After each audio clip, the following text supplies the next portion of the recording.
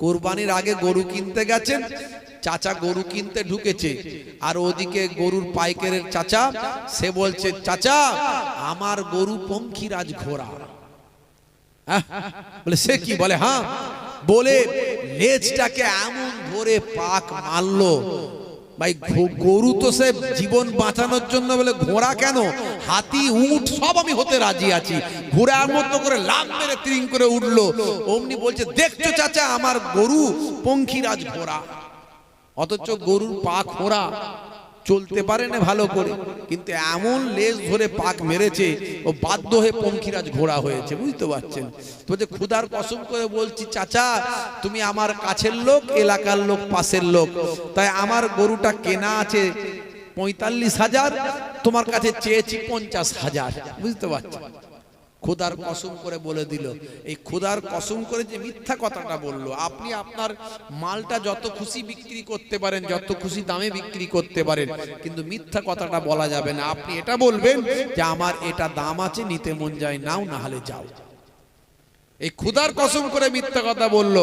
দেখা গেল তার গরুটা কেনা আছে ৩০,০০০ টাকা, আর সে বিক্রি করতে চাইছে ৫০,০০০ টাকায়। খুদার কসমকে এই যে ইসলামে এটা নিষেধ, এই মিথ্যার আশ্রয় নিয়ে ব্যবসা করা নিষেধ। আপনি আপনার ব্যবসা যত খুশি দাম নিতে পারেন, তবে ইসলামে বলা হয়েছে লাভ কম সেল বেশি। এইভাবে ব্যবসাটা তুমি করো, আর কালোবাজারির ব্যবসা করবে না, মানুষকে ঠকাবে না, মানুষের যাতে কষ্ট না হয় সেইভাবে ব্যবসা করো। আল্লাহ তোমার রুজিতে বরকত দান করে দেবে। দেখছেন, আমার নবী বলেছেন ব্যবসা হলো ধনের চাবিকাঠি, ব্যবসার দিকে মন দাও। ভাইরা আমার, তরুণ যুবকেরা আমার, হে তরুণ যুবকেরা, রাস্তা দিয়ে যাচ্ছেন, পেরেক পড়ে আছে, কাঁচ ভাঙা পড়ে আছে, আপনার চোখে দেখতে পেয়েছেন, আপনি পরবর্তী প্রতীকের পায়ে লাগতে পারেন। হে তরুণ যুবকেরা, পরবর্তী প্রতীকের পায়ে যাতে না লেগে যায়, সেই জন্য আপনি একটু সাইড করে দিলেন। আল্লাহর নবী বলেন, হে আবু রাজিম, ইয়া আবা আযার, বাবা আবু জার, লা তাহকিরান্নাল মারুফা শাইয়াত। বাবা আবু জার, তোমার জীবনে, তোমার জিন্দেগিতে এমন কতগুলি ছোট ছোট নেক কাজ আছে, ভালো কাজ আছে বাবা আবু জার, সেগুলো তোমার চোখে সয় না, তোমার চোখে ধরে না, তোমার মনোপ্রুত হয় না। তা বলে তুমি সেটাকে নেগলেক্ট করো না, ঘৃণা করো না, তুচ্ছ মনে করো না। এই ছোট কাজগুলোর জন্য হতে পারে বাবা আবু জার তোমার জীবন জিন্দগিটা রহমতের দরিয়া বর্ষণ হয়ে যাবে। এগুলো সব ইবাদত। আমরা মনে করি শুধু নামাজ পড়লেই ইবাদত। কত মানুষ নামাজ পড়ে দাঁড়ি রেখে জুব্বা পরে জাহান্নামে যায়। কত আলেম মাওলানা এই মৌলবী গিরি করে, ওয়াজ করে, পীর সাহেবী ফলিয়ে, হুজুরি বিপনা করে জাহান্নামে চলে যাবে। কারণ তারা বাহ্যিকটা ঠিক রেখেছিল, আভ্যন্তরীণ ঠিক রাখেনি, তাদের ইন্টারনালটা ঠিক ছিল না। আত্মশুদ্ধি, পরিশুদ্ধ করা, আপনার হৃদয়কে পরিশুদ্ধ করা, এটা হলো সবচেয়ে বড় ইবাদত। শুধু আমলটাই হলে হবে না, ঈমানটা দরকার। ঈমানের সঙ্গে সঙ্গে ইবাদত, তারপর আপনার মুআমেলা, আপনার লেনদেন, ব্যবহার, আচার, কথাবার্তা।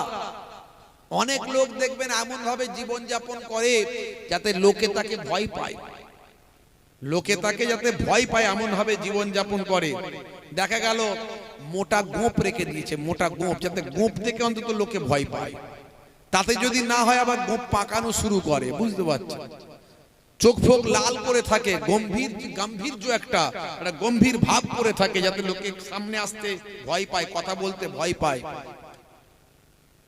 অথচ আল্লাহর নবী সবসময় মিষ্টি হাসি পছন্দ করতেন। নবী সবসময় হাসি হাসি চেহারা করে রাখতেন। আল্লাহর নবীর সামনে কথা বলতে যেমন একটা বৃদ্ধ ভয় পেত না, বৃদ্ধাও ভয় পেতেন না, একটা বাচ্চাও ভয় পেত না। যদি বলুন সুবহানাল্লাহ। নবী আমার সব সময় মিষ্টি চেহারা করে রাখতেন। এই মিষ্টি ভাবে হেসে কথা বলা, এটাও কিন্তু ইবাদত। হেসে হেসে কথা বলা, এটাও হলো ইবাদত। আপনি এমন ভাবে জীবন যাপন করুন কেউ আপনাকে ভয় না পায়। সব ইবাদত। রাস্তা দিয়ে যাচ্ছেন আপনি, হে তরুণ যুবকেরা, হে আমার মুরব্বিয়ানেরা, রাস্তা দিয়ে যাচ্ছেন, যেতে যেতে আপনি একটা এতিম বাচ্চা পেলেন। গ্রামের এতিম বাচ্চা যদি পান, হে যুবকেরা, ওই এতিম বাচ্চার আপনি যদি দুঃখ দুর্দশা দূর করে দেন, তার অভাব অভিযোগটা দূর করে দেন, তাহলে সেটা তো অনেক ভালো। আর যদি সেটা না পারেন, হে তরুণ যুবকেরা, ওই এতিম বাচ্চার মাথায় যদি আপনার স্নেহপূর্ণ একটা ভালোবাসার হাতটা যদি একবার বুলিয়ে দেন, আপনার তার মাথার তালুতে যতগুলো চুল আছে, আপনার হাতের তালুতে যতগুলো চুল লাগলো, তার মাথার যতগুলো চুল আপনার হাতেতে লেগেছে, নবী বলেন ততগুলো নেকি আমার আল্লাহ আপনার নামাজের খাতাতে লিপিবদ্ধ করেছে। এগুলো ইবাদত। আমরা এগুলোকে যেন অস্বীকার না করি। মাঝে মাঝে স্ত্রীর সঙ্গে রান্নায় সহযোগিতা করবেন, রান্নায় সহযোগিতা করবেন মাঝে মাঝে। কই গো ফুলটুসির মা, তোমার শরীরটা খারাপ, তুমি একটু রেস্ট নাও, আমি একটু ঘরটা ঝাড়ু দিয়ে দিচ্ছি। কই গো ফুলটুসির মা, তোমার শরীরটা খারাপ, তুমি একটু রেস্ট নাও, আমি তরকারিটা কেটে দিচ্ছি। আপনি বলবেন হুজুর এটা আবার কেমন ওয়াজ হলো? এই ওয়াজগুলো কি না করলেই নয়? এগুলো যদি আপনি করতে বলেন, আমাদের ঘরের বউয়েরা এখানে ওয়াজ শুনছে, সকালবেলা বলবে কই ছোট হুজুরের নাতি পিন্নগরী হুজুরের পোতা মহেবুল্লাহ হুসাইনি তো বলে গেল মাঝে মাঝে স্ত্রীকে রেস্ট দিতে হয়, দিয়ে স্ত্রীর কাজগুলো ঘরের কাজগুলো নিজেদের করতে হয়, করলেও নেকি পাওয়া যায়। তো তুমি এই কাজগুলো করো, এগুলো সুন্নত। সকালবেলা চাপে পড়ে যাব। আরে যাই হোক নাই হোক, কে কি ভাবলো কে কি বললো সেটা বড় কথা নয়। আপনি যদি এই কাজগুলো করেন, আমার নবীর সুন্নত আদা হবে। আমার নবী মাঝে মাঝে নিজে হাতে স্ত্রীর ঘরের কাজগুলো করতেন, ঘরটা মাঝে মাঝে নবী আমার নিজে হাতে ঝাড়ু দিতেন। জোরে বলুন সুবহানাল্লাহ। ইয়াকুনু ফি মাহনাতি আহলিহি ওয়া ইয়াকুমুল বাইতা। আল্লাহর নবী মাঝে মাঝে ঘরটা নিজে হাতে ঝাড়ু দিতেন। ওয়া ইয়াহমিলু বিজাতিন মিনাস সুক। নবী আমার বাজারটা মাঝে মাঝে নিজে হাতেও করে নিয়ে আসতেন, ঘরটা মাঝে মাঝে নিজে হাতে ঝাড়ু দিতেন। ছোট ছোট কাজগুলো স্ত্রীর সঙ্গে করতেন, রান্নায় সহযোগিতা করতেন। মাঝে মাঝে নিজে হাতে নবী আমার ছেঁড়া জামাগুলো সেলাই করতেন, মাঝে মাঝে ছেঁড়া জুতোগুলো নবী আমার সেলাই করতেন। তা আপনি যদি এগুলো করেন, আপনার স্ত্রীর সঙ্গে প্রেম ভালোবাসা বাড়বে না কমবে? আমাকে একটু বলেন। একটু হ্যাঁ হুদান ভাঙড়ের মানুষ, স্ত্রীর সঙ্গে প্রেম ভালোবাসা বাড়বে না কমবে? কথা বলেন না দেখছি। বাড়বে তো নাকি? শুধু বাড়বে না ফেবিকল আঠার মতো? জোরে বলে। বুড়ো বুড়ি হয়ে যাবে, প্রেম কিন্তু কমবে না। আর এখনকার ছেলেদের প্রেম বিয়ের পরে টেকে না। কিছুদিন 2-1 বছর যেতে না যেতেই দ্বন্দ্ব অশান্তি চালু হয়ে যায়। কি প্রেম রে ভাই, হ্যাঁ হাত কেটে একদম ফাঁক করে দিচ্ছে। আই লাভ ইউ, তোমার জন্য জীবন দেব, রেল লাইনে মাথা দেব, বিষ খেয়ে মরে যাব, পটলডাঙ্গায় চলে যাব। সর্বনাশ। বাপ বলে বাবা ছেলেটা মরেই যাবে, ধরে বেঁধে বিয়েটা দিতে করে। বিয়ে হলো, বিয়ে হতে না হতে 1 বছর 2 বছর 3 বছর বাচ্চা কাচ্চার বাপ মা 2-1টা হলো, আর প্রেম ভালোবাসা কিছু নেই। কোথায় যে সব চলে গেল তার কোনো ঠিকানা পাওয়া যায় না। প্রেম ভালোবাসা সব গায়েব হয়ে গেছে। রাত্রে 9টার পরে যখন ঘরের পাশ দিয়ে কেউ যায়, ঘরের ভিতর থেকে 220 আর 440 ঢিসুম ঢাসাম ঢিসুম। কি হলো?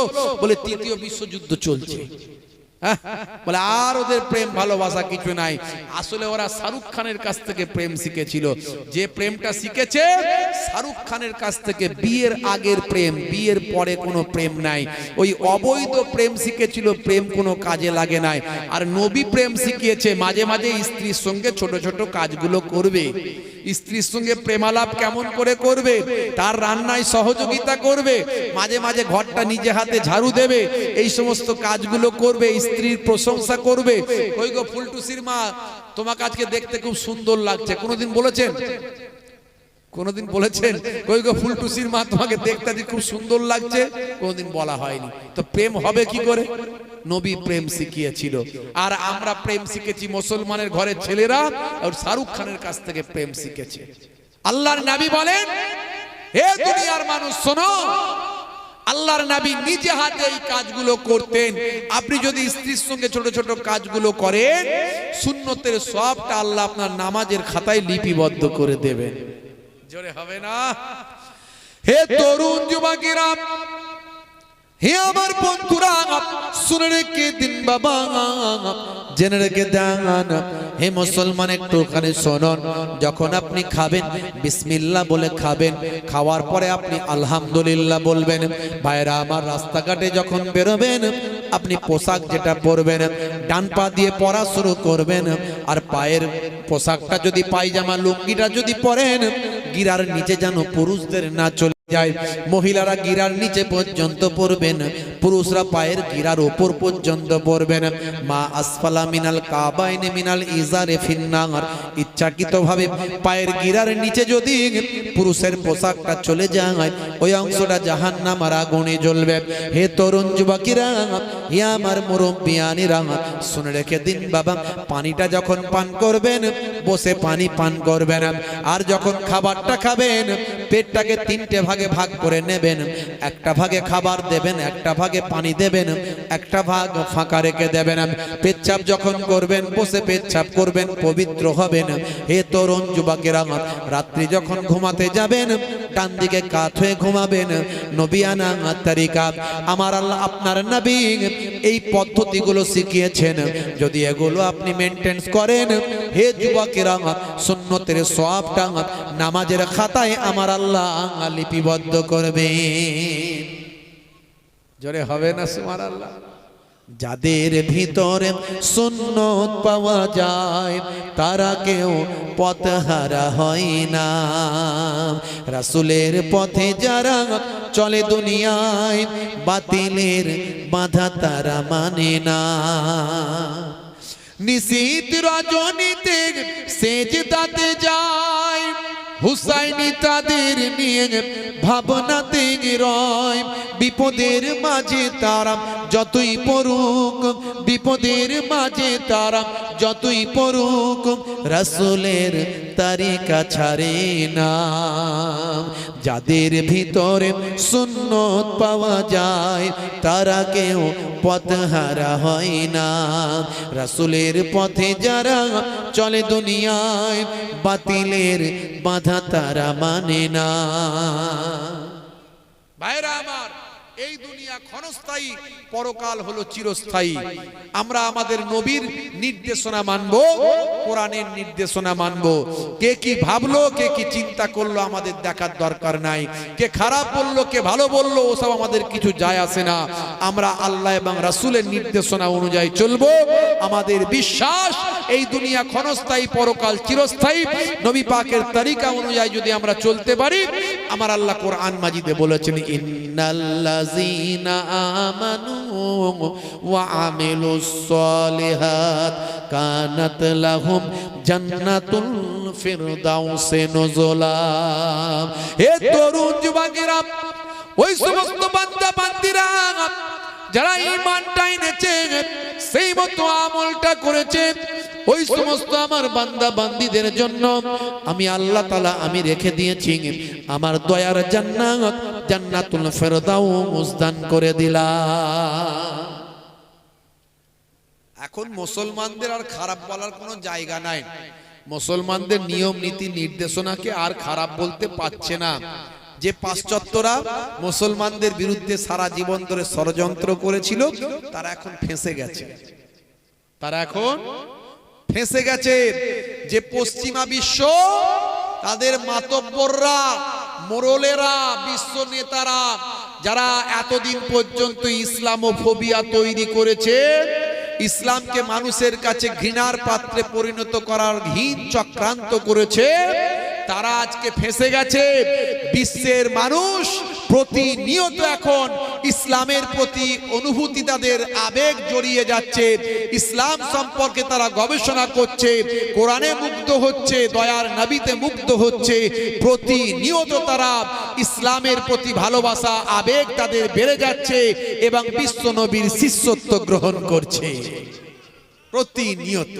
আপনারা জানেন Epstein file, Jeffrey Epstein file, আপনারা জানেন এই এপস্টাইন ফাইল নিয়ে সারা পৃথিবী তোলপাড় চলছে, যেখানে ভাই আমার সেন্ট থমাস দ্বীপ, সেন্ট জেমস ভাই আমার থমাস দ্বীপ, যেটা ক্যারিবিয়ান সাগরের একটা দ্বীপে অবস্থিত, এই দ্বীপেতে একটা তারা এমন একটা প্রাসাদ তৈরি করেছিল, তাদের সেখানে একটা স্বর্গের মতো একটা ব্যবস্থাপনা তৈরি করেছিল, দুনিয়ার স্বর্গ। সেখানে তারা প্লেনে করে, হেলিকপ্টারে করে আর স্পেশাল জেটে করে তারা যেত। সেখানে গিয়ে ছোট ছোট নারী বা আমার বাচ্চা কন্যা সন্তানদের কিডন্যাপ করে পৃথিবী থেকে নিয়ে গিয়ে তাদের উপর নির্মম অত্যাচার করত, তাদের সঙ্গে অশ্লীল কাজে কুকর্মে লিপ্ত থাকত, যার ফলে সেই জায়গায় উপস্থিত হতো পৃথিবীর বড় বড় ভাই আমার দাদারা, মোড়লেরা, বড় বড় নেতারা, যারা বিশ্বকে মানবতার পাঠ শেখায়, নারী সম্মানের কথা বলে, নারী স্বাধীনতার কথা বলে, যারা সারা বিশ্বে নিজেদের মনুষ্যত্বের কথা বলে, মানবিকতার কথা বলে, সারা পৃথিবীতে যারা মোড়লের ভূমিকায় ছিল, সেই মোড়লরা এখন কলঙ্কের পৃষ্ঠায় নিজেদের নামকে লিপিবদ্ধ করেছে। ভাইরা আমার, সেখানে নাম জড়িয়েছে, এই কলঙ্কময় অধ্যায়ে নাম জড়িয়েছে আমেরিকার প্রেসিডেন্ট ডোনাল্ড ট্রাম্পের নাম জড়িয়েছে, বিল গেটসের নাম জড়িয়েছে, মেসির নাম জড়িয়েছে, ভাই আমার স্টিফেন হকিন্স বিজ্ঞানী, পৃথিবী বিখ্যাত বিজ্ঞানী স্টিফেন হকিন্সের নাম সেখানে উঠে এসেছে, ভেসে এসেছে, আলোড়ন সৃষ্টি হয়েছে। শুধু তাই নয়, বিল গেটস থেকে শুরু করে পৃথিবীর বড় বড় মাতব্বর দাদা, এমনকি আমাদের ভারতবর্ষের প্রধানমন্ত্রীর নামও নাকি সেখানে লিপিবদ্ধ হয়েছে সেই ফাইলের মধ্যে। আপনারা অবাক হয়ে যাবেন। আমেরিকায় বিক্ষোভ চলছে, ব্রিটেনে একের পর এক নেতারা, ভাই আমার ব্রিটেনে একের পর এক নেতারা রিজাইন দিচ্ছে, তারা নিজেদের দায়িত্ব ত্যাগ করে দিচ্ছে এই ঘটনার পরিপ্রেক্ষিতে। আপনারা জানেন কি জানি না, ভাই আমার ব্রিটেনের প্রধানমন্ত্রী এবার কিন্তু একজন মুসলিম মহিলা হওয়ার সম্ভাবনা ভাই আমার প্রকট হয়েছে। সারা পৃথিবীতে আলোড়ন সৃষ্টি হয়েছে, ব্রিটেনের একজন মুসলিম নাকি প্রধানমন্ত্রী হবেন, একজন মহিলা, সাবানা মাহমুদ তার নাম। তার অরিজিনটা হলো এই আমাদের ভারতীয় কাশ্মীরে, কাশ্মীরের সঙ্গে তার অরিজিন, তার উদ্ভাবনা, এখানকার বংশোদ্ভূত সেই ভাই আমার নারী, সেই মহিলা। তিনি সেখানে লেবার পার্টিতে যোগদান করে সেখান থেকে তিনি ভাই আমার ব্রিটেনের প্রধানমন্ত্রী হওয়ার দৌড়ে এগিয়ে এসেছেন। এবং ব্রিটেনে এখন তোলপাড় চলছে যে এত নগণ্য কাজ যারা করেছে সেই দলে কেউ থাকবো না, এইভাবে সেখানে সব ভাই আমার তারা ইস্তফা দিচ্ছেন, বড় বড় লিডার নেতারা তারা ইস্তফা দিচ্ছেন। প্রধানমন্ত্রী এখন খুব চাপে পড়েছেন ব্রিটেনের। এই অবস্থা চলছে সারা বিশ্বে, শুধু ব্রিটেন নয়, আমেরিকা নয়। আজকে যারা ইসলামোফোবিয়া তৈরি করেছিল, এখন সারা পৃথিবীর মানুষ মুসলমানদের সম্পর্কে, ইসলাম সম্পর্কে, নবী সম্পর্কে আলোচনা করছে। ইসলামে নারীদের সম্মান দেওয়া হয়েছে, নারী পর্দার কথা বলা হয়েছে, নারী হিজাবের কথা বলা হয়েছে, অশ্লীলতার বিরুদ্ধে কথা বলা হয়েছে, নারীর স্বাধীনতার কথা বলা হয়েছে, নারীর শিক্ষার কথা বলা হয়েছে। নিশ্চয় একটা নারী, একটা মহিলা, সে তার হিজাবের মধ্যে থেকে, সে তার পর্দার মধ্যে থেকে, সে তার সম্মানকে বাঁচিয়ে সেই মেয়েটা ডাক্তার হতে পারে, আইএস আইপিএস, এমনকি সাবানা মাহমুদের মতো ব্রিটেনের প্রধানমন্ত্রী হওয়ার দৌড়েও থাকতে পারে একটা মুসলিম নারী।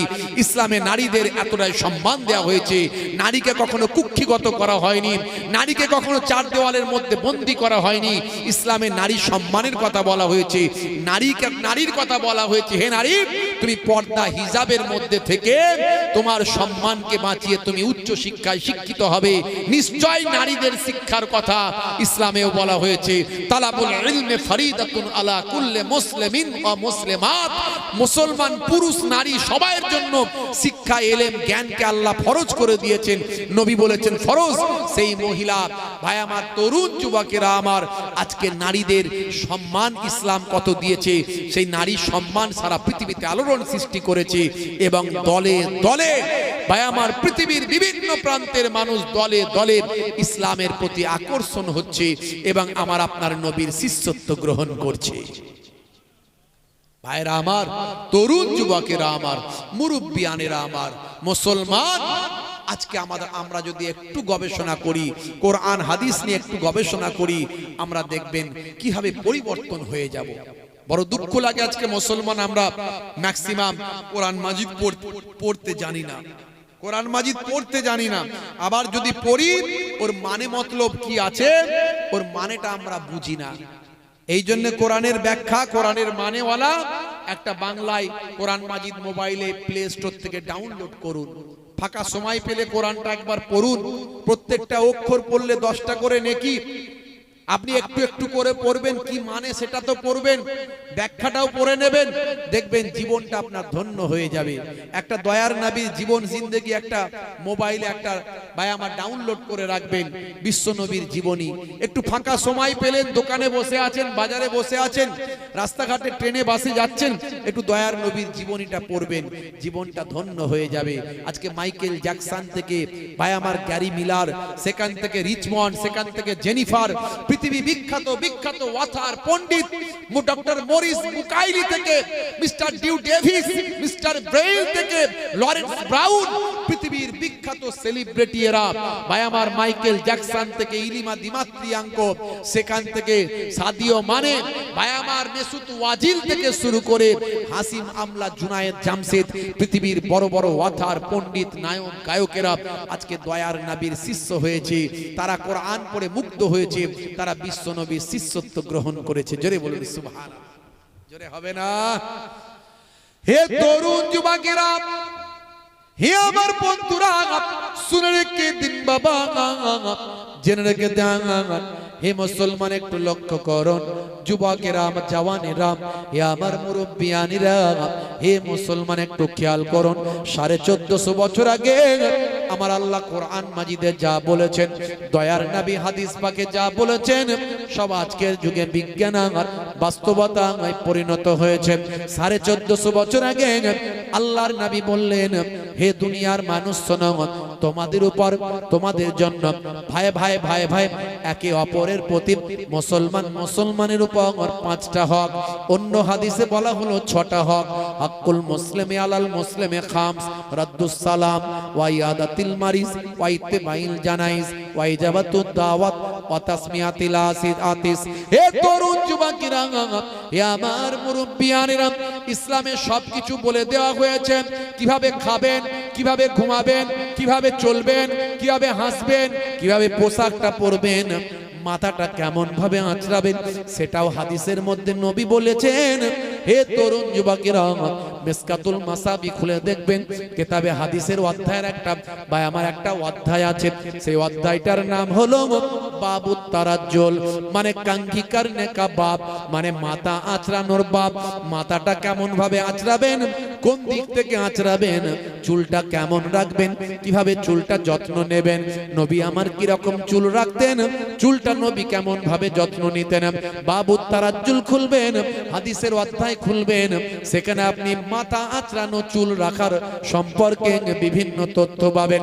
হে তরুণ যুবকেরা, পোশাকটা কেমন পরবেন, কোন পোশাক পরা হলো সুন্নত, নবী কেমন পোশাক পরতেন, পোশাকটা কেমন পরা উচিত, কোন দিক থেকে পোশাকটা পরবেন, জামাটা যখন পরবেন হাতটা কোন দিকের আগে গলাবেন, পায়জামাটা যখন পরবেন কোন পাটা আগে গলাবেন। হে তরুণ যুবকেরা, ডান পাটা দিয়ে কাজ শুরু করবেন, ডান পাটা আগে আপনি দিয়ে গলাবেন, ডান হাতটা আগে গলাবেন। হে তরুণ যুবকেরা, হাদিসের একটা অধ্যায় আছে, অধ্যায়টার নাম হলো কিতাবুল লিবাস। সব পাবেন আপনি, সব আপনি পাবেন, কোরআন হাদিসের মধ্যে সব পাবেন। এই জন্য আজকে বড় বড় অথার পণ্ডিতেরা তারা কোরআন হাদিস পড়ে মুক্ত হয়েছে। তারা পৃথিবীর কোন শাস্ত্রে এত ডিটেলস কিছু লেখা নাই। আপনি কেমন হাসবেন, কেমন মাথা আঁচড়াবেন, কেমন করে খাবেন, আপনি পেচ্ছাপ করে পবিত্র হবেন, এই সব কথা কোরআন হাদিসের মধ্যে নবীর জীবন জিন্দেগিতে আপনি পাবেন। নবী বলে দিয়েছে। আমার মায়েরা বোনেরা বসার জায়গা একটু শর্ট হয়ে যাচ্ছে, মাগো একটু আপনারা একটু সামনের দিকে এগিয়ে গিয়ে একটু বসেন, আর অন্যান্য মায়েদেরকে একটু বসতে দেন। যারা বসতে দেবেন অন্য মায়েদেরকে ডবল সওয়াব পাবেন, আর আপনি নিজে বসে আছেন সিঙ্গেল সওয়াব, একটা সওয়াব। আর যাকে বসতে দেবেন, এই বসতে দেওয়ার জন্য তিনি বসলে তার একটা সওয়াব হবে, আর আপনি তাকে বসার সহযোগিতা করলেন আপনার দুটো সওয়াব হবে, ডবল সওয়াব। তাই মায়েরা যারা বসতে পাচ্ছেন না, আমার মায়েরা, তাদেরকে বসার সুযোগ করে দিন। দরুদ শরীফ আল্লাহুম্মা।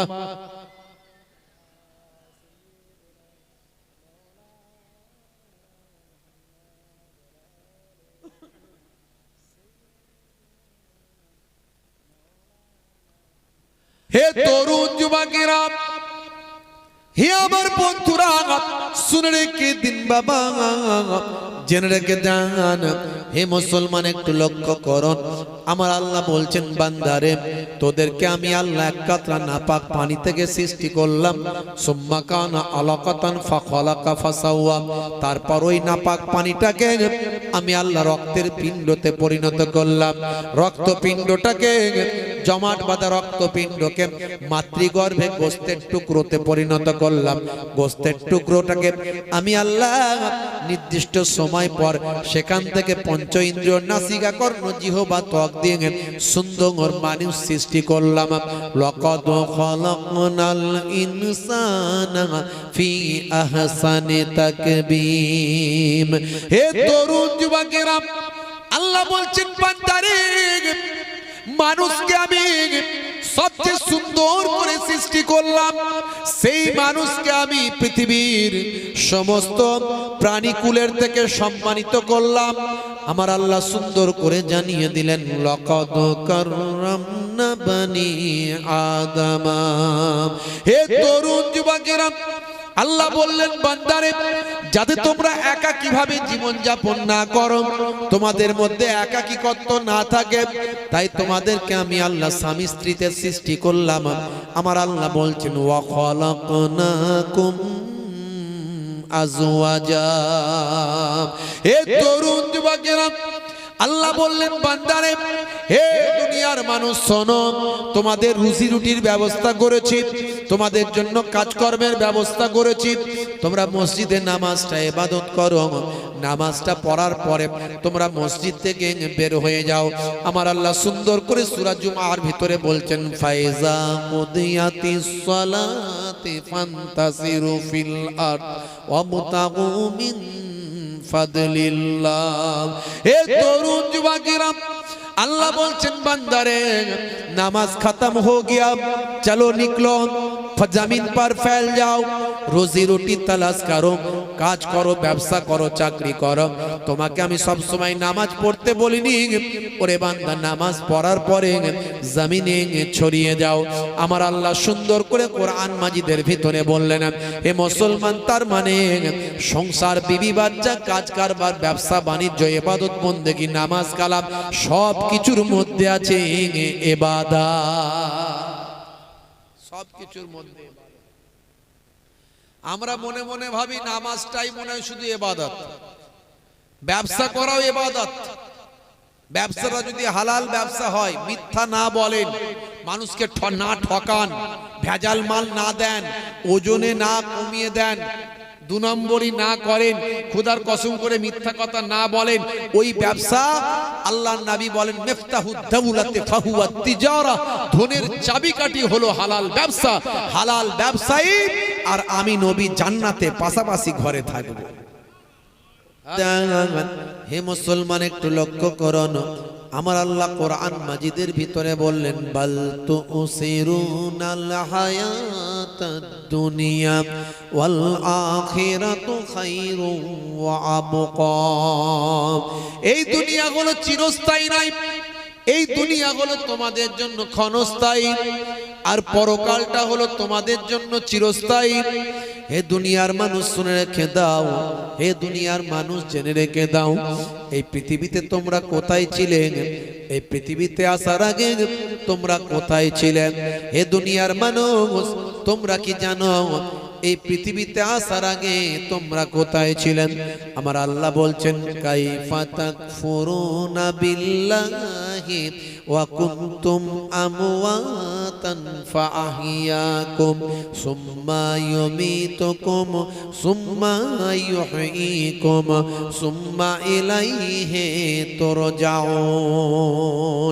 হে তরুণ যুবকেরা, আমার আল্লাহ বলছেন, বান্দা তোমরা কেমন করে আল্লাহর সঙ্গে নাফরমানি করো, আল্লাহর সঙ্গে কেমন করে কুফরি করো, আল্লাহর সঙ্গে কেমন করে নাফরমানি করো।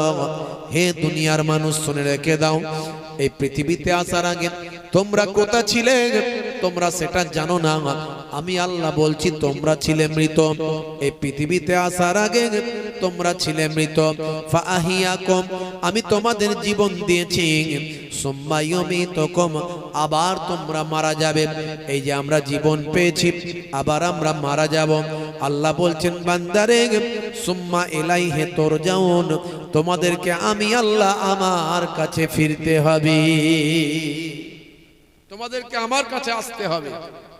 অর্থাৎ এই দুনিয়া হলো ক্ষণস্থায়ী, পরকাল হলো চিরস্থায়ী। অথচ আমরা এই দুনিয়া দুনিয়া করে পেরেশান হয়ে যাই।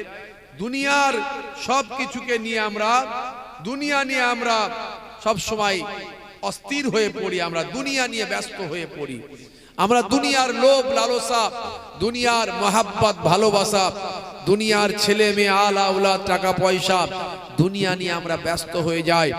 পরকালটা আমাদের কাছে গৌণ হয়, দুনিয়াটাই আমাদের কাছে মুখ্য হয়ে যায়। তাই আমাদের এই রকম মাহফিল থেকে আমাদের সেই বার্তা, সেই চেতনা তৈরি করতে হবে যে এই পৃথিবীটা আমাদের কাছে সামান্য ব্যাপার। তবে আপনি শান্তি পাবেন, মানসিক স্বস্তি পাবেন। নালে কেউ ধনী লোক, কেউ গরিব মানুষ, গরিব মানুষটা সারা জীবন কষ্ট পায়। আহারে, যদি ওর মতো আমি ধনী লোক হতে পারতাম। এই যে আপনার মনে যে দুঃখ, এই দুঃখ কোনোদিন দূর হবে না। কারণ ও যে বড় লোক, ও যে দোতলা চারতলার বাড়ির মালিক, ওর যে দুটো গাড়ি আছে, চারটে গাড়ি আছে, আপনি সাইকেল চালাচ্ছেন, আপনার মনে শান্তি নাই যে আমি যদি একবার ওর মতো হতে পারতাম, আমার বড় লোক হওয়া হলো না, আমার বাড়ির মালিক হওয়া হলো না। আপনি সারা জীবন কষ্ট পাবেন। মুসা কালিমুল্লাহ একবার রাস্তা দিয়ে হেঁটে হেঁটে যাচ্ছে, বুঝতে পারছেন? ভাববেন, এটুকু ভাববেন, তাকদীর, আল্লাহ ওকে চারতলার মালিক বানিয়েছে, আমাকে বানায়নি। ও হারাম পথে হোক আর হালাল পথে হোক, সেটা দরবারে, আল্লাহর দরবারে জবাব দেবে। আল্লাহ আমাকে বানায়নি, আমি হারাম পথে বড়লোকও হতে চাইনি। যেভাবে আল্লাহ রেখেছেন আমি চেষ্টা করব, আল্লাহ যদি আমার ডেভেলপমেন্ট দেন হবে, না হলে না হবে। এই যে আপনার নিয়ত যদি থাকে, এই যদি আপনার ঈমান থাকে, এটাই আপনার ঈমান যে ভাগ্যে ভালো মন্দ যা কিছু হয় আল্লাহর পক্ষ থেকে হয়। আমি যে অবস্থায় আছি আল্লাহ আমাকে রেখেছেন তাই আছি। জোরে বলুন সুবহানাল্লাহ। আল্লাহ খুশি হবেন, আর আপনি মানসিকভাবে স্বস্তি পাবেন, আপনার মনে শান্তি থাকবে। মুসা কালিমুল্লাহ একবার রাস্তা দিয়ে যাচ্ছেন, যেতে যেতে দেখেন একজন মানুষ, তার জামা কাপড় পরার মতো পয়সা নাই, জামা কেনার মতো পয়সা নাই, তার শরীরটা সে বালিতে মাটিতে লুকিয়ে রেখেছে, বালিতে লুকিয়ে রেখেছে শরীরটাকে। মুসা কালিমুল্লাহকে দেখতে পেয়ে চিৎকার করে বলে, হুজুর, আমার তো জামা কাপড় কেনারও পয়সা নাই, এতটাই আমি গরিব মানুষ। কালিমুল্লাহ আর একদিন রাস্তা দিয়ে হেঁটে হেঁটে যাচ্ছেন, যাওয়ার পরে দেখে প্রচুর ভিড়, লোকজনের ভিড়, সব মানুষজন হই হই হই হই করছে। মুসা কালিমুল্লাহ বলছেন, ব্যাপারটা কি, এত ভিড় কেন রে বাবু? বলে, হুজুর, সেই যে একজন মানুষ যে অসহায় অবস্থায় ছিল, তার জামা কাপড় কেনারও পয়সা ছিল না, আপনি তার জন্য দোয়া চেয়েছিলেন, মনে আছে? বলে, হ্যাঁ বাবা, তাই তো মনে আছে তো।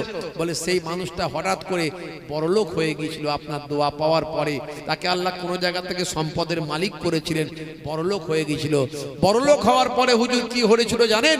সে আস্তে আস্তে নেশাখোর হয়ে গিয়েছিল, মাতাল হয়ে গিয়েছিল। তারপরে কি হয়েছে জানেন? মদের ঝোঁকে একজন লোককে মার্ডারও করে দিয়েছে। এই মার্ডার করার পরে এখন বিচারে তার ফাঁসির রায় হয়েছে। তার ফাঁসি হবে বলে এত হইচই, এত লোকজন জমায়েত হয়েছে। মুসা কালিমুল্লাহ বললেন, আহারে কেন যে আমি তার জন্য দোয়া চাইলাম, আল্লাহ তাকে ঠিক অবস্থাতেই রেখেছিলেন, তার যেটা প্রাপ্য আল্লাহ সেটা সেইভাবেই রেখেছিলেন। সে বড় লোক হয়ে নিজেকে আর কন্ট্রোল করতে পারলো না। বুঝতে পারছেন? এর নাম ঈমান। আমরা যে অবস্থায় আছি সেই অবস্থায় আমরা আমাদের নিজেদের সচেতনতার দিক থেকে, ন্যায় পরায়ণতার দিক থেকে আমরা চেষ্টা করব ডেভেলপমেন্ট করার। কিন্তু আল্লাহ যে অবস্থায় রেখেছেন আমরা আল্লাহকে বলবো thanks to Allah, thanks to my রব। আমি আমার আল্লাহকে ধন্যবাদ জানাবো, আল্লাহ তুমি যে অবস্থায় রেখেছো আমি খুশি। জোরে বলুন সুবহানাল্লাহ। এর নাম ঈমান। হে তরুণ যুবকেরা, হে আমার বন্ধুরা, শুনে রেখে দিন বাবা, জেনে রেখে দেন, আমার আল্লাহ বলছেন বান্দারে, হে দুনিয়ার মানুষ শোনো, এই পৃথিবীতে আসার আগে তোমরা ছিলে মৃত, আমি আল্লাহ তোমাদের জীবন দান করেছি। সুম্মা ইউমীতুকুম, আবার তোমরা মারা যাবে, আবার তোমাদেরকে আমি আল্লাহ কাল কিয়ামতের দিনে আবার জীবিত করব। সুম্মা ইউহয়ীকুম, আবার তোমাদের জীবন দেওয়া হবে। সুম্মা ইলাইহি তুরজাউন, তোমাদেরকে আমি আল্লাহ আমার কাছে ফিরতে হবে। সেদিন দুনিয়াতে কে ভালো কাজ করেছে আর কে মন্দ কাজ করেছে তার কৈফিয়তটা আমার কাছে দিতে হবে। কেউ ভালো কাজ করেছে, মন্দ কাজ করেছে, আমি আল্লাহ তার হিসাবটা নেব। কিয়ামতের দিনে মিজানের পাল্লা তৈরি করা হবে, সেখানে নেকির খাতা আর গুনার খাতা চাপিয়ে দেওয়া হবে। আমার আপনার দুই কাঁধেতে দুই ফারিস্তা আছে, আমরা জানি, কিরামান কাতিবিনা ইয়ালামুনা মা তাফআলুন। হে তরুণ যুবকেরা, কিরামান কাতিবিন দুইজনই উপস্থিত আছে দুই কাঁধেতে। তারা আমরা যা করছি সব লিপিবদ্ধ করছে, আমরা যা কিছু কাজ করছি সব লিপিবদ্ধ করছে। সেদিন ওই মিজানের পাল্লা আমার আপনার সেই খাতাটা চাপিয়ে দেওয়া হবে। হে যুবকেরা, হে আমার বন্ধুরা, আল্লাহ বলছেন বান্দারে, সুতরাং তোমাদেরকে আমার কাছে হিসাব দিতে হবে। তোমরা আমি আল্লাহ আমার দরবারে প্রত্যাবর্তন করবে। হে যুবকেরা, হে আমার বন্ধুরা, শুনে রেখে দিন বাবা, আমার আল্লাহ বললেন বান্দা, অর্থাৎ তুমি আল্লাহ ওয়ালা হয়ে যাও, তুমি সিরাতুল মুস্তাকিম পথের প্রতীক হয়ে যাও, তোমরা আমার হয়ে যাও, আমি আল্লাহ তোমাদের হয়ে যাব। মাল্লাহুল মাওলা ফালাহুল কুল, বান্দা যখন আল্লাহর হয়ে যায় কুল মাখলুকাত তার গোলাম হয়ে যায়। মান কানা লিল্লাহি কানা আল্লাহু লাহু, যে বান্দা আল্লাহর হয়ে যায় স্বয়ং আল্লাহ তার হয়ে যান। জোরে বলুন সুবহান। হে তরুণ যুবকেরা, আল্লাহ যদি আপনার হয়ে যায়, কোনো টেনশন আছে ভাই? কোনো চিন্তা আছে? কোনো চিন্তা আপনার থাকবে না যদি আল্লাহ আপনার হয়ে যায়। হে তরুণ যুবকেরা, হে আমার মুরব্বিয়ানেরা, এর আগে করোনা যখন আমাদের মাঝখানে এসেছিল তখন মুসলমান বেশি বেশি নামাজি পরহেজগার হয়ে গিয়েছিল। কথা ঠিক না ভুল বলেন? আর বলেন কথা ঠিক না ভুল? রাত্রে 1টার সময়তে আজান হচ্ছে, বলে কিসের আজান রে বাবু? বলছে করোনা তাড়ানোর আজান। সারা জীবন যে নামাজ পড়ে না, হ্যাঁ ভাইরা আমার, মোস্ট মাতাল, বড় ধরনের মাতাল। আরে সব সময় তো মদ খেয়েই থাকে, হুজুর তার কাছে গিয়ে হেদায়েত করবে কি করে? সব সময় মদ খেয়েই থাকে। হঠাৎ করে দেখছি বড় বড় মাতালগুলো সব জুব্বা পরে ঘুরছে মসজিদ তলায়। জিজ্ঞাসা করছি এরা কবে নামাজি হলো রে? বলে হুজুর জানেন না, মদের দোকান বন্ধ, এখন সব বড় জুব্বা পরে আল্লাহওয়ালা হয়ে গেছে। কথা ঠিক না ভুল? হ্যাঁ, করোনা তোমাদের কি করবে বলো না, করোনার মালিক আল্লাহকে ডাকো না। এলাকার মানুষ বলে হয়তো ছেড়ে দিয়েছে, দরকার নাই এদেরকে নাকি? ভাইরা আমার, তো তরুণ যুবকেরা আমার, মুরব্বিয়ানেরা আমার, তো যত করোনা বেড়েছিল মুসলমানদের তো নামাজি বেড়েছিল, কিন্তু এই যে এসআইআরের সময় এটাও তো একটা বড় বিপদ। সন্দেশখালীতে আপনারা দেখেছেন ৫,০০০ কম বেশি লোকের নামের লিস্ট একটা প্রকাশ হয়েছিল, তাদের নামের পাশে লিখে দেওয়া হয়েছিল নট ইন্ডিয়ান সিটিজেন। আমি সেখানে গিয়েছিলাম, সন্দেশখালীর ওই সমস্ত গ্রামগুলোতে ঘুরেছিলাম আমরা, বুঝতে পারছেন, ওই সমস্ত মানুষগুলোর পাশে গিয়েছিলাম।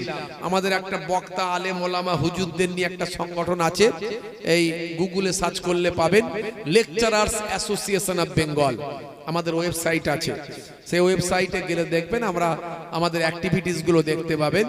আমরা উইদাউট পলিটিক্যাল কোনো দল ছাড়া, রাজনীতি ছাড়া আমরা সমাজের জন্য, মানুষের জন্য শুধু আমরা ওয়াজ করব, আর এই হুজুরদের লোকে তকবির দিয়ে নিয়ে যাবে, আর ওই ভালো মন্দ খাওয়াবে, আর পকেটে নজরানা দেবে, শুধু এটা করলে হবে না। আমরা ঠিক করলাম এটা করলে হবে না, মানুষের জন্য কাজ করতে হবে। আর এই বক্তায় ঝগড়া করবে, ওকে কাফের বলবে, ওকে বেঈমান বলবে, এইসব চলবে না। কারণ আলেম ওলামা বক্তা হুজুররা ইসলামিক, তারা একটা সেলিব্রিটি, তারা ইসলামিক রিলিজিয়াসের, মুসলিম ধর্মের একটা, তারা ধর্মের প্রচারক, আর তারা যদি নিজেদের যদি ঠিক না থাকে সমাজ ঠিক থাকবে কি করে? সেই জন্য আমরা নিজেদের মধ্যে এই সিদ্ধান্ত নিলাম, এবং প্রায় ১-১৫০ আলেম ওলামা বক্তা যাদেরকে আপনারা ইউটিউবে দেখেন, এরকম নামি দামি বক্তাদের নিয়ে সব আমরা ঐক্যবদ্ধ করে আমরা সমাজের বিভিন্ন রকম কাজ করতে শুরু করলাম। আমরা এর আগে ওয়াকফ নিয়ে সুপ্রিম কোর্টে মামলা করেছিলাম, আমি নিজেও সুপ্রিম কোর্টে গেছি, গিয়ে মামলা করেছি, আপনারা দেখেছেন সোশ্যাল মিডিয়ায়। তো আরো অনেক সংগঠন গিয়েছিল, আরো অনেক পলিটিক্যাল পার্টিও গিয়েছিল। যাওয়ার ফলে আমাদের এই সম্মিলিত এই প্রতিবাদ, অন্যায়ের বিরুদ্ধে মোকাবেলা এবং আইনি সহায়তার কারণে আপনারা দেখেছেন ওয়াকফের সম্পত্তি আমাদের আলহামদুলিল্লাহ, আমরা উমিদ পোর্টালের মাধ্যমে, আমাদের আন্দোলনের মাধ্যমে, আমাদের লড়াইয়ের মাধ্যমে আমরা আলহামদুলিল্লাহ ম্যাক্সিমাম আমরা ওয়াকফের প্রপার্টি আমরা আমাদের কন্ট্রোলে রাখতে পেরেছি আলহামদুলিল্লাহ। না হলে হয়তো এটা আমাদের সবটাই হাতছাড়া হয়ে যেত।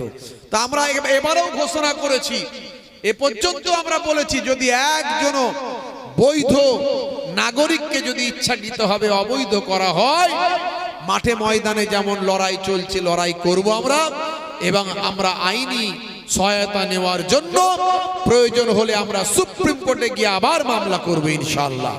তো ভাইয়েরা আমার, আলহামদুলিল্লাহ অনেকটাই এখন পরিষ্কার হয়ে গেছে, চিত্রটা অনেকটা পরিষ্কার হয়েছে, যে আমরা যেটা বারবার বার্তা পাচ্ছি, জানতে পাচ্ছি যে কোনো বৈধ নাগরিককে অবৈধ করা হবে না। তারপরেও যদি মিস্টেক করে কোনো বৈধ নাগরিকের নাম কাটা যায়, কেউ ভয় পাবেন না। আবারও বলছি, কেউ ভয় পাবেন না, কেউ চিন্তা করবেন না, কেউ টেনশন ফিল করবেন না। 15 দিন ইসিআই সময় দিয়ে দিয়েছে, বলে দিয়েছে 15 দিনের মধ্যে ডিএম অফিসে গিয়ে আপনি আপনার প্রুফ দেখিয়ে, কাগজপত্র দেখিয়ে নামটা আপনি নথিভুক্ত করতে পারেন। সেখানেও যদি আপনাকে ফেলিওর করা হয়, আপনি একেবারে রাজ্যের ইসিআই অফিসে গিয়ে সেখানেও আপনি আপনার ডকুমেন্ট শো করাতে পারেন। এবং আলহামদুলিল্লাহ প্রয়োজন হলে কোর্ট আছে, মামলা আছে। আরে ভাই, আপনার Aadhaar card, voter card, ration card, এই 3-4টে কাগজ তো আছে, তারপরে গ্যাসের কাগজ আছে, তারপর ইলেকট্রিকের বিল আছে, আরো কিছু কিছু কাগজ আছে, জমি টমি থাকলে তার দলিল ফলিল আছে। আরে এমন কিছু কাগজপত্র আছে, আপনার সব নাই, আপনার ভাইয়ের পাসপোর্ট আছে, সে আপনার রক্তের ভাই প্রমাণ হয়, বাপ একজন প্রমাণ হয়, আধার কার্ড ভোটার কার্ড দিয়ে প্রমাণ হয় বাপ আপনার একটা, তার আপনার ভাই, সেই ভাইয়ের পাসপোর্ট আছে, তার জমির দলিল আছে। কোনো না কোনো ভাবে আপনি প্রমাণ হচ্ছেন এদেশের নাগরিক। আপনি যে এদেশের নাগরিক এটা প্রমাণ করার জন্য আপনার অনেকগুলো প্রুফ আছে, 2-4টে তো আছেই আছে, কিন্তু আপনাকে বিদেশি যে বানানো হবে, আপনাকে যে বলবে না তুমি বিদেশি, তো বিদেশি বানাতে গেলে সে দেশের তো কিছু প্রুফ দিতে হবে নাকি? সে দেশের প্রুফ কেউ সরকার দিতে পারবে? ইসিআই দিতে পারবে? পারবে না। অর্থাৎ ভয় পাওয়ার কোনো কারণ নাই, আপনাদের বলি, কোনো চিন্তা করার কারণ নাই। তো আমাদেরকে একটা কাজ করতে হবে, আল্লাহ বলছেন তোরা আমার হয়ে যা, আমি আল্লাহ তোদের হয়ে যাব। জোরে বলুন সুবহানাল্লাহ। মাল্লাহুল মাওলা ফালাহুল কুল, বান্দা যখন আল্লাহর হয়ে যায় কুল মাখলুকাত তার গোলাম হয়ে যায়। জেরে বলুন।